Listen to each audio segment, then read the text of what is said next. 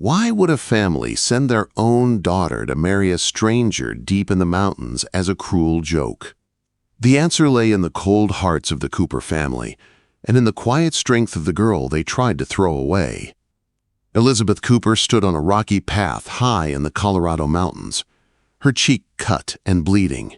A bandit lay dead in front of her. Scott Young, the mountain man she now called her husband, lowered his rifle with steady hands. The firelight around them flickered across his face, showing his calm, firm expression. Moments before, she had nearly been killed. Yet she felt no fear now. She felt safe for the first time in her life. 3 months earlier, Elizabeth had stood in her family's small, broken cabin. Her father counted a few coins with shaking hands. Winter had taken their animals, cold had filled their home, and hunger had become their daily visitor. Her mother lay coughing in the corner, pale and weak. Her younger brothers and sisters huddled together with thin blankets that did nothing against the cold. Their family was falling apart. Elizabeth was 19. She was the oldest, but she was treated as the least important. Her sisters were prettier, according to her family, and they often mocked Elizabeth for her plain looks and soft figure. They called her the ugly one and blamed her for every hardship. She worked the hardest, but they treated her like a burden. When trouble came, they chose her to sacrifice. One morning, a tall man with broad shoulders rode to their home. He led a strong horse, a beautiful bay mare. His name was Scott Young. He lived alone in the mountains, far from towns and people. He had heard that the Cooper family was suffering. He needed a wife who could help him build a home in the wilderness. The Coopers needed money and food to survive. Elizabeth listened through the thin wall as her father made the deal that would change her life. Scott would give the horse and supplies. In return, he would take Elizabeth as his wife. Her sisters giggled behind their hands. To them, giving Elizabeth away was funny. They believed Scott would return her once he saw her face.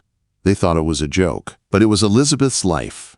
Her father's voice broke. He hated the choice, but he saw no other way to save the rest of the family. Elizabeth's heart tore, but she did not cry. She walked out, lifted her chin, and accepted her fate. She kissed her mother goodbye, hugged her siblings, and climbed onto Scott's horse. She did not look back. Scott rode in silence beside her. He was a quiet man, his eyes sharp and serious. The journey into the mountains took days. The higher they climbed, the colder the air grew. When they reached his cabin, she felt small against the wild land around her. The cabin was stronger than her family's home, with a barn, a garden, and animals. It was clear Scott had built this life with his own hands. That first night, Elizabeth sat on the bed and cried, not because of Scott, but because the life she had dreamed of was gone. She had hoped for love, marriage with choice, and gentle affection. Instead, she had been treated like something with no value. Scott never forced her to speak. He gave her space, talked softly, and treated her with respect. He did not touch her until she agreed. Still, she felt like property, not a wife. The days slowly formed a routine. Elizabeth worked hard. She cleaned, cooked, tended animals, and planted small seeds in the garden. The work kept her hands busy and her mind quiet. Scott worked from sunrise to sunset. He hunted, chopped wood, checked traps, and cared for the land. He never raised his voice. He never pushed her. He stayed careful, almost distant, as if he did not want to cause her fear. Weeks passed. Elizabeth saw things she had not noticed at first. Scott watched the trees and mountains with alert eyes. He kept his rifle close and always studied the trails. Something worried him. When he returned one evening with blood on his shirt, not his, he told her the truth. There were dangerous men in the mountains. Not all came for peace. Some came to steal, to kill, to take whatever they wanted. A woman alone in a remote cabin could be taken. Fear entered Elizabeth's heart, but instead of weakness, it woke something strong inside her. She asked Scott to teach her to shoot. He was surprised, but he agreed. She learned to load, aim, and fire. She learned where to stand, how to watch, and when to stay silent. Scott trained her as a partner, not a burden. For the first time, Elizabeth felt useful. She was not just a wife in name. She was someone who helped protect their home.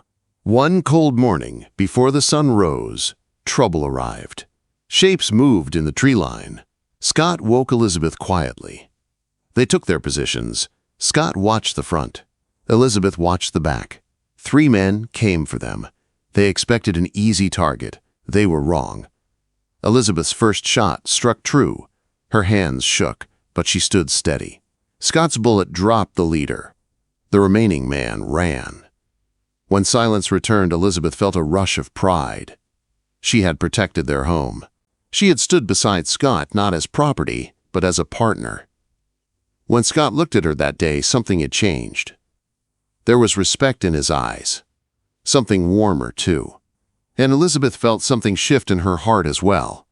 Something she never expected. Elizabeth and Scott began to move through their days differently after the attack. The careful space between them started to fade. They cooked together, worked side by side, and shared quiet conversations by the fire at night. Elizabeth no longer felt like a guest or a stranger. She was building a life here, and Scott treated her as someone who belonged. As summer slowly turned into fall, the mountains glowed with warm colors. Elizabeth felt stronger than she had ever felt in her life. She woke early, tended the animals, baked bread, and learned more about mountain life every day. Scott often watched her with a thoughtful look, like he was seeing her for the first time. One evening, as they sat on the porch, watching the sky turn pink, Scott finally spoke words that had been held inside him. "You're not what your family told you to believe," he said quietly. "You're strong. You're brave. Any man would be lucky to have a wife like you." Elizabeth's breath caught. No one had ever spoken about her with kindness like that. She felt her chest warm with emotion she tried to hide. For a moment, she had no words. Life in the mountains was not easy, but it felt meaningful. Elizabeth found comfort in the silence, the fresh air, and the sound of the creek near the cabin. She enjoyed learning to make soap, sew warmer clothing, and preserve food for winter. She began reading to Scott at night from the few books she had brought. He listened with interest, leaning closer each night. Then winter arrived early. Snow fell thick and heavy, locking them inside for long days. Instead of feeling trapped, Elizabeth felt safe. The cabin was warm. Scott worked nearby carving wood or fixing tools, and she cooked meals that filled the room with rich smells. They talked more, laughed more, and slowly became friends in the truest sense. One night, snow piled high outside, and the wind howled. Elizabeth sat by the fire, finishing a blanket she had sewn. Scott looked at her for a long moment, then spoke with a steady voice. "I know how this began," he said. "A deal and a horse. You didn't choose this life. But I want you to know, if you choose to leave one day, I will not stop you." Quote. The blanket slipped from Elizabeth's hands. She stared at him. "Leave?" The thought made her chest tighten in a painful way. "Do you want me to leave?" she asked in a small voice. Scott shook his head. "No. I want you to stay because you want to, not because you feel you must." Elizabeth had never been given a choice about anything in her life, not until now. Tears filled her eyes, not from sadness, but from the weight of freedom she didn't know how to hold. She turned her face away, afraid he would see her cry.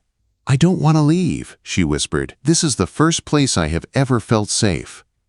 Scott didn't speak. Instead, he reached out and took her hand gently. His touch was warm and careful, like he was holding something precious. The months passed, and their bond grew stronger. By the time spring came, the snow began to melt, and so had the last of the distance between them. Elizabeth found that she looked forward to Scott's smile, to the sound of his voice, to the quiet moments they shared. She never thought love could grow in a place like this, born from hardship and fear, but it was growing all the same. They traveled to town in late spring for supplies. It was Elizabeth's first time leaving the mountains since her arrival. The town women stared at her hands, rough from work. Some whispered. Others looked at her with pity. She wore a simple dress Scott made sure she had bought cloth for, but she held her head high. At the general store, whispers grew louder. "That must be the ugly one the Coopers got rid of," one woman murmured. "They say he bought her like livestock," another said. Elizabeth's face flushed, but before she could speak, Scott stepped closer. His voice was calm but firm. "She's my wife, and she's the best choice I ever made." The room fell silent. Elizabeth felt her heart swell with a pride she had never known. They returned home, the mountains greeting them like old friends. Elizabeth felt lighter, stronger, and more certain of her place in Scott's life. She loved him now. She knew it in her heart, though she had not yet spoken the words. But the peace they found would not last. News began to spread of trouble in the mountains. Outlaws had been seen again, searching for easy prey. One morning, Scott returned with a serious look in his eyes. "They're back," he said. "And this time, they're not just passing through." Fear returned, but it did not control Elizabeth anymore. She was ready to stand beside Scott again. The land had changed her. She was no longer the girl sold like a joke. She was a woman who had something to protect and someone to love. Wait, before we move on, what do you think about the story so far? Drop your thoughts in the comments. I'm really curious to know. The warning signs showed sooner than expected. Broken branches along the trail. Boot prints where no traveler should be. A horse's hoof mark near the stream. Scott and Elizabeth knew what it meant. The outlaws had returned to claim what they failed to take before. Scott began preparing their cabin the same day. He reinforced the doors, checked their rifles, and walked Elizabeth through every escape path and hiding spot. But Elizabeth was not afraid this time. She moved with purpose. She knew this land now. She knew how to fight for it. This was her home too. One afternoon, Scott left to check the trap lines on the upper ridge. Elizabeth stayed behind with her baby daughter, whom they had named Little Marie. The air was cool, the sun soft. Elizabeth hummed softly while sewing near the window. That was when she heard it. The crunch of footsteps. 3 men rode into the clearing. The leader, a thin man with a sharp face and a cruel smile, climbed off his horse. He looked at the cabin as if he already owned it. "Well now," he said loud enough for Elizabeth to hear, "looks like the mountain man left his little wife all alone." Elizabeth's heart pounded, but she did not freeze. She grabbed her daughter, placed her in the crib behind a strong wooden chest, and reached for her rifle. Her hands were steady. She remembered Scott's voice. "Breathe. Aim. Trust yourself." When the men tried to force the door, Elizabeth fired a warning shot out the window. The bullet hit the ground at the leader's feet. The men jumped back. Shock crossed their faces. They had expected a weak woman, not one ready to defend her home. "You can leave now," Elizabeth called out, "or you can leave in the ground." For a moment, the clearing was silent. Then one man lunged toward the side of the cabin. Elizabeth fired again, this time hitting his shoulder. He fell, yelling in pain. The other 2 scrambled for cover. They had not come for a fight, at least not with someone like her. Hours passed as they hid behind trees, hoping she would panic. But Elizabeth did not panic.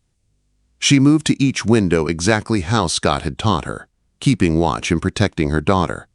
She never lowered her guard. When the sun began to set, she heard footsteps behind the house. A branch snapped. A shadow moved. Elizabeth lifted the rifle, ready to fight to her last breath if she had to. Then she heard a familiar voice. "It's me."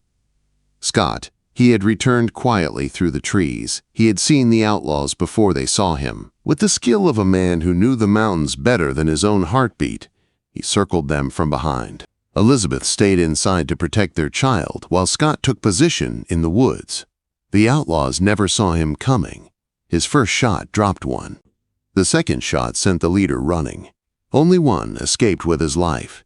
But the message was clear. This homestead was protected. After Scott secured the clearing, he rushed inside. Elizabeth stood there, still holding the rifle, her breath trembling now that the danger had passed. He walked to her and gently took the gun from her hands. "You're safe," he said. Elizabeth shook her head. "We're safe," she replied. "Because we faced it together."